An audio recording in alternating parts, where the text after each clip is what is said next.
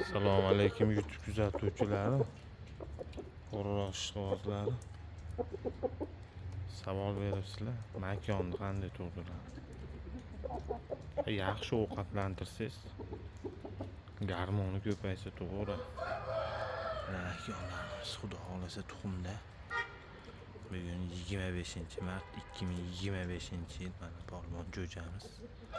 Bu jo'jamiz hali xo'roz bo'lib ketgani yo'q, shu turishida. Boshqa xo'rozlarimiz bor. Topda. Ularda oldi hali pesh bo'lib xo'roz bo'lib ketgani yo'q. Makonni xotirjam bosyapti. 7 oylikdan o'tib qo'ygan. Qiziqqanlarga sotilaveradi. Arzonchi bas lekin. Makonlarimiz xo'rozimizdan qimmatroq, $500-600 ustida.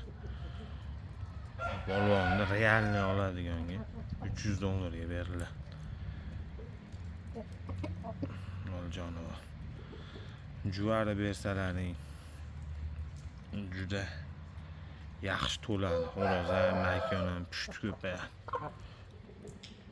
Shunday gaplar, jonlaring sog' bo'lsin.